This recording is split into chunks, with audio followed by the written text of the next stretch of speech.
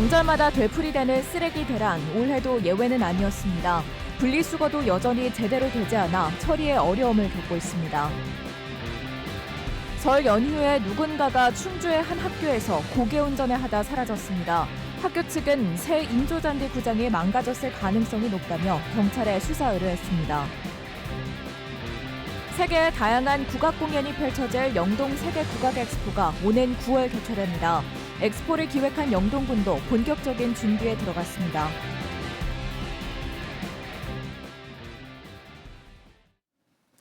네, 시청자 여러분 안녕하십니까? 계속해서 MBC 뉴스투데이 충북입니다. 긴 설 연휴가 지나고 몸살을 치르는 곳이 있습니다. 바로 각 가정에서 쏟아져 나온 재활용 쓰레기를 처리하는 선별센터지요.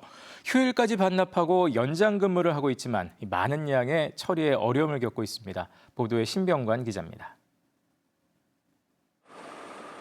청주시 내 단독주택과 상가의 재활용 쓰레기를 처리하는 선별센터입니다. 수거 차량들이 꼬리를 물고 대기하고 있고 선별센터 안에는 차량들이 쏟아낸 쓰레기가 큰 언덕을 이루고 있습니다. 지게차와 대형 집게가 쉴 새 없이 움직이지만 역부족입니다. 선별센터에 들어오는 쓰레기가 처리 용량의 2배에 달하다 보니 올해 설 연휴는 설 당일 하루만 쉬었고 당분간 연장 근무도 계속해야 합니다. 매일같이 2시간씩 연장을 하고 있는데도 물량이 너무 많다 보니까 해결이 안 되고 있습니다. 워낙 반입량이 많아 재활용 쓰레기를 분류하는 데도 어려움이 많습니다. 청주시 재활용 선별센터의 경우 시설이 노후하고 자동 시스템이 갖춰져 있지 않아 쓰레기가 몰릴 때면 분류장은 비상입니다. 여전히 재활용할 수 없는 쓰레기가 30% 정도는 섞여 있고 투명하지 않은 마대 등에 담아 내놓는 경우도 적지 않습니다. 마대자리에 넣어서 배출할 경우에 저희가 구분하기 어렵기 때문에 이게 투명 봉지에. 연휴가 아닌 기간에도 쌓이는 양만 줄 뿐 바쁘기는 마찬가지. 지난해 1월 주초 기준으로 하루 80톤대였던 반입량은 올해는 90톤대로 늘었습니다. 분리수거가 예전보다 나아진 영향도 있지만 음식 배달과 택배 등이 늘어나고 있는 것이 주요 원인으로 꼽힙니다. 배달 음식을 또 워낙 손쉽게 시켜 먹을 수 있기 때문에 일회용품이 많이 증가할 수밖에 없는 것 같고요. 커피숍도 워낙 이제 많이 늘어나다 보니 일회용품 사용을 줄여야 한다는 근본 대책에 공감하면서도 당장 늘어나는 재활용 쓰레기를 처리해야 하는 청주시의 현실적 고민도 깊어지고 있습니다. MBC 뉴스 신병관입니다. 설 연휴 폭설이 쏟아진 충주의 한 학교 운동장에 누군가 차를 몰고 와 드리프트를 해서 논란이 되고 있습니다. 이 드리프트는 속도를 높인 뒤 급제동하면서 미끄러지는 운전 기술이죠. 15억 원을 들인 새 인조잔디가 망가졌을 가능성에 학교는 경찰에 수사까지 의뢰했습니다. 이승준 기자가 보도합니다. 설날 저녁 충주의 한 중학교. 인적 없는 학교 운동장에 SUV 한 대가 들어옵니다. 운동장에 들어온 차량은 속도를 높인 뒤 급제동하며 눈밭에서 미끄러지는 이른바 드리프트를 시연합니다. 급가속과 급제동이 이어지는 듯 후미등은 연신 빨간 불빛이 켜졌다 꺼지기를 반복합니다. 이번에는 원형을 그리며 드리프트 연습을 합니다. 눈밭을 경주장 삼아 운전한 차량은 5분여 뒤 학교를 빠져나갑니다. 차량이 달렸던 운동장은 불과 한 달 전 완공한 인조 잔디구장. 15억을 들여 새로 깐 인조 잔디는 방학이라 아직 학생들도 쓰지 않은 상태였습니다. 둘러보시면 아시겠지만 차량에 들어갈 수 있는 공간이 거의 없어요. 공교롭게 없는 구간을 어떻게 알고 들어갔는지 저희들도 화면을 보고 좀 많이 놀랐거든요. 지역 주민의 운동과 편의를 위해 시설을 모두 개방 중인 학교는 이번 사건을 계기로 고민이 깊어졌습니다. 차량뿐만이 아니라 주말이나 이런 때는 심지어는 여기 저녁 때 몰래 들어오셔가지고 고기를 구워서 드시고 술병을 막 이렇게 버리시고 또 뭐 여러 가지 뭐 오물도 버리시고 이런 그 관리적인 문제들이 있어서 3년 전 인근의 한 여자 중학교에선 새벽에 운전 연습을 위해 차량이 들어와 천연 잔디가 훼손되는 사건이 있었습니다. 고심하던 학교는 재발 방지를 위해 경찰에 수사를 의뢰했습니다. MBC 뉴스 이승준입니다. 설 연휴 대설 피해를 입은 충청북도가 긴급 대책비 6억 원을 확보했습니다. 행정안전부는 지난달 26일부터 29일 사이 최대 45cm가 넘는 눈이 내린 충북에 재난안전특별교부세를 긴급 지원했다고 밝혔습니다. 지원금은 응급복구와 잔해물 처리, 제설제 구입 등에 쓰일 예정입니다. 이번 눈으로 음성과 진천, 충주를 비롯한 도내 5개 시군의 비닐하우스와 축사 37곳이 붕괴되는 등 6억 9천여만 원 상당의 재산 피해가 발생했습니다. 국민의힘 시도지사 협의회장인 김영환 충북지사가 구속 수감 중인 윤석열 대통령 접견을 추진하는 데 대해 더불어민주당이 강하게 비판했습니다. 더불어민주당 충북도당은 논평을 통해 이는 정치적 중립성 훼손이자 면회를 핑계로 한 내란 수개와의 내통이라고 주장하고 도민 기만이라고 덧붙였습니다. 또 면회를 강행한다면 도민은 김영환 지사를 도정 책임자가 아닌 윤석열 지킴이로 기억할 것이라고 주장했습니다. 한편 김영환 지사는 최근 여당 시도지사들에게 접견 참석 의사를 물었으며 충청권과 인천, 경북 등이 동참의 뜻을 밝힌 것으로 전해집니다. 국악의 고장 영동에서 개최되는 영동 세계 국악 엑스포가 손님 맞이에 본격적인 준비를 하고 있습니다. 인구 4만의 영동군이 첫 국제 엑스포에 도전합니다. 전효정 기자가 전해드립니다. 화려한 전통 의상과 장신구를 착용하고 섬세한 손짓으로 추는 태국의 전통 무용. 쉴 새 없이 타악기를 두들기며 긴박한 리듬에 맞춰 현란한 손놀림과 발놀림을 선보이는 서아프리카 코트디부아르의 전통춤. 각 나라마다 국악으로 부르는 다양한 전통음악과 춤입니다. 세계 각국의 이런 다양한 국악들이 한자리에 모입니다.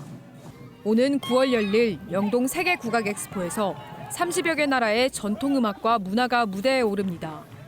산업과 과학, 예술 등과 달리 국악이 세계 엑스포의 소재가 되기는 이번이 처음입니다. K컬처의 바탕, K팝의 바탕에는 국악이 있다고 생각합니다. 이번 참에 K국악을 집대성해서 다 같이 보여주는 그런 장을 우리 충북도가 만들어보자라는 취지에서 첫 세계 국악 엑스포를 기획한 건 난계 박연의 고장으로 55년 난계 국악축제를 개최한 영동군입니다. 관람객 목표 100만 명. 인구 4만 영동군의 전례 없는 큰 도전입니다. 4년 전부터 세계 국악교류, 난계 국악축제에 세계 민속음악이 등장하면서 세계 엑스포의 꿈을 꾸기 시작했습니다. 2020년부터 전담팀을 꾸려 3년의 노력 끝에 정부의 국제행사 최종 승인을 받았습니다. 65년도부터 저희들 난계 국악축제가 해오고 있었습니다. 국악과 관련된 인프라를 많이 가지고 있기 때문에 영동만이 가지고 있는 국악의 고장으로 거듭날 수 있다고 확신하고 있습니다. 엑스포 개최 준비도 본격화됐습니다. 김영환 충북지사와 정영철 영동군수, 윤영달 크라운에테 회장이 공동조직위원장으로 기획과 대외협력 체계를 구축하고 민간 전문가인 민희식 한국예술종합학교 교수가 실무중추인 집행위원회의 지휘봉을 잡고 공식 활동에 들어갔습니다. 다양한 세계 전통 국악의 진수는 물론 퓨전 국악, 창작 공연 등 다양한 융합을 시도하며 젊은 층까지 포섭하겠다는 계획입니다.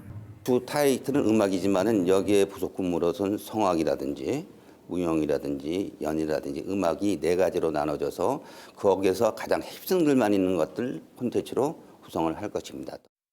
국악의 향기, 세계를 물들이다를 주제로 충청북도와 영동군이 개최하는 세계 국악 엑스포는 오는 9월 12일부터 한 달 동안 영동군 레인보우 힐링 관광지와 국악체험촌 일원에서 열립니다.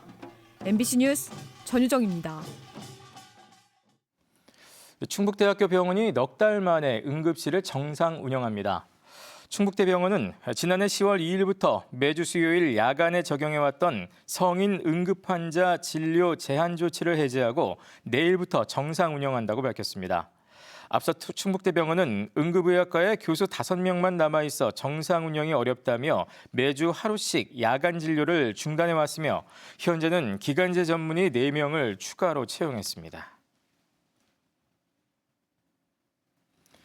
미국 트럼프 정부의 일부 국가 관세 폭탄에 원달러 환율이 다시 크게 올랐습니다.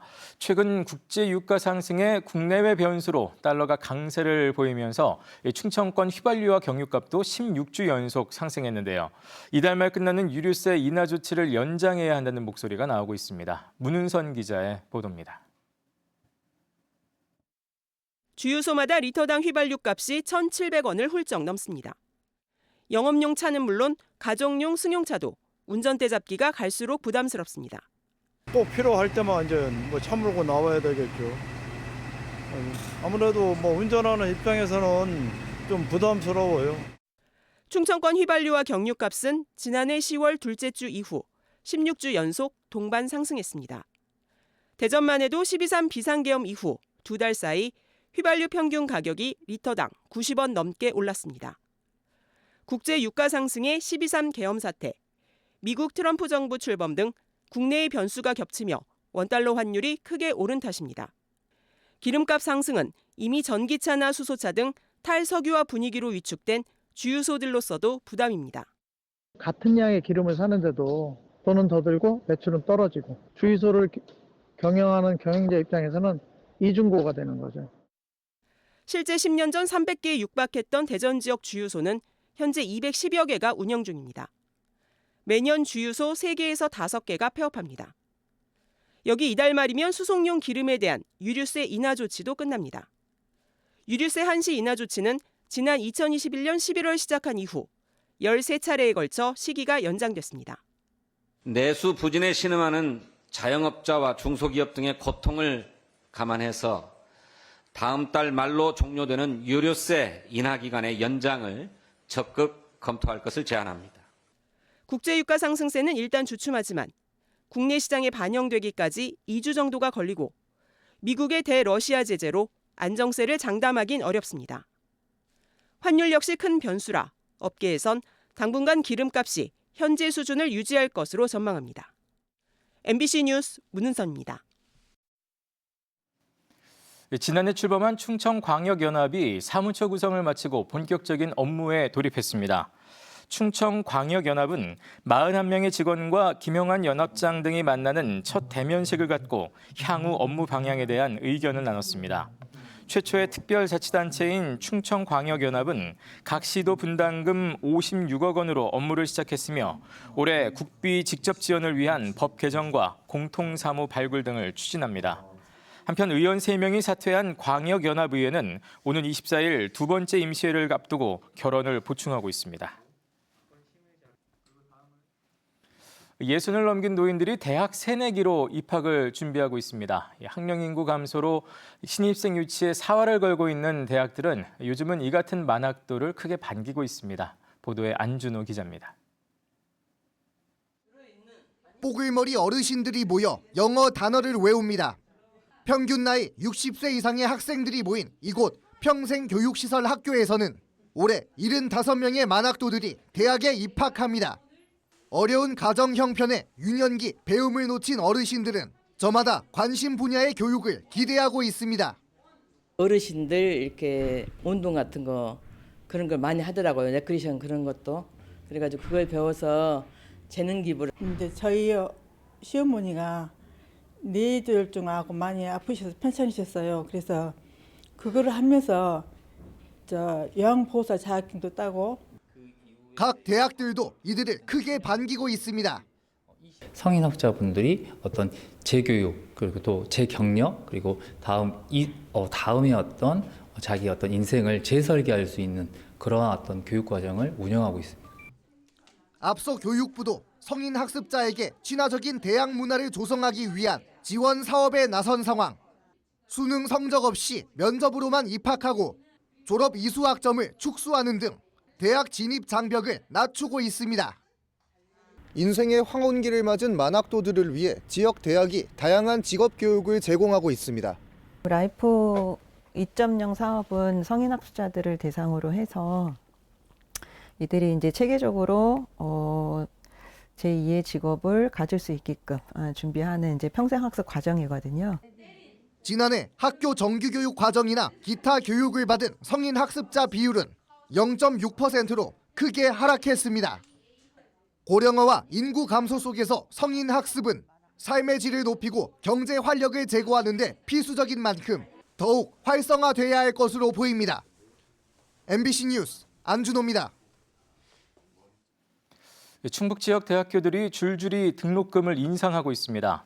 청주대는 올해 학부와 대학원 등록금을 각각 5.1% 인상하기로 했습니다. 이는 2010년 이후 15년 만인데 대학 측은 양질의 교육 여건을 제공하기 위해 등록금 조정이 불가피했다고 밝혔습니다. 또 한국교원대는 17년 만에 학부 등록금을 5.49% 올리기로 했고 서원대 역시 18년 만에 등록금을 5.4% 인상할 예정입니다. 이 밖에 청주교대와 건국대도 등록금을 인상한 반면 충북대는 정부 요청에 따라 등록금을 동결했습니다.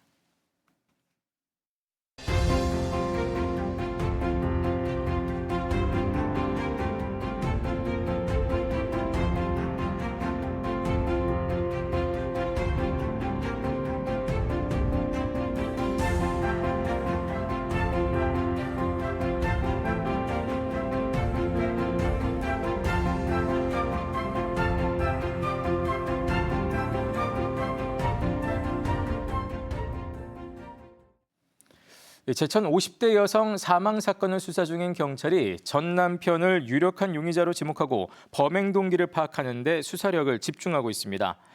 제천경찰서는 시신에서 타살 흔적이 발견됐고 CCTV 조회 결과 전 남편이 집을 나선 뒤에는 오간 사람이 없는 점 등을 바탕으로 전 남편을 용의자로 지목했다고 밝혔습니다. 한편 용의자인 전 남편도 인근 야산에서 숨진 채 발견됐습니다. 경찰은 전 남편이 여성을 살해한 뒤 스스로 목숨을 끊은 것으로 보고 부검을 의뢰했습니다.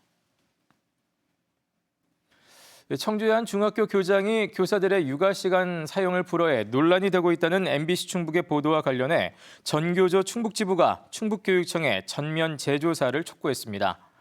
전교조는 피해 교사 등에 대한 심층 면담과 현장 조사가 반드시 이뤄져야 하고 육아 시간과 모성 보호 시간 사용을 제한한 학교장은 사과해야 한다고 주장했습니다. 앞서 이 학교 교사들은 교장을 여성가족부에 신고했으며 민원을 위임받은 충북교육청은 관리자 권한을 넘어선 행위가 아니라고 결론을 냈습니다. 충북 사랑의 열매 연말연시 모금 캠페인이 목표치를 초과 달성했습니다. 충북 사회복지 공동모금회는 지난해 12월 1일부터 62일 동안 진행된 희망 2025 나눔 캠페인으로 모두 109억 8,100만 원을 모금해 목표치를 5.6% 초과했다고 밝혔습니다. 특히 개인 기부액이 지난해보다 2배 가까이 늘어난 55억 원에 달해 법인 기부액보다 많았습니다. 청주시 사직동 추모공원 조성을 위한 충운탑 철거에 앞서 어제 위령제가 진행됐습니다. 충운탑에는 6.25 전쟁 중 전사한 군인과 경찰 등 호국 연령 3,428위의 위패가 봉안돼 있었습니다. 청주시는 오는 2026년까지 사업비 70억 원을 들여 충운탑과 호국 영령의 이름이 새겨진 추모의 벽과 잔디마당, 다목적실 등을 갖춘 추모공원을 완공할 예정입니다. 충청북도가 교육부에 제출한 라이즈 기본계획과 체계구축계획이 최우수로 선정돼 지역대학에 지원할 국비 173억 원을 추가로 확보했습니다. 충청북도는 2차 전지와 바이오, 반도체 등 3대 전략사업의 지역정주형 인재 양성 계획과 특화산업 연계성, 또 대학 수요조사 등에서 좋은 평가를 받았다고 설명했습니다. 이에 따라 국비 지원 규모가 총 1,308억 원으로 확정된 가운데 충청북도는 사업 공모를 진행한 뒤 다음 달 수행대학을 선정할 예정입니다. 뉴스를 마칩니다. 고맙습니다.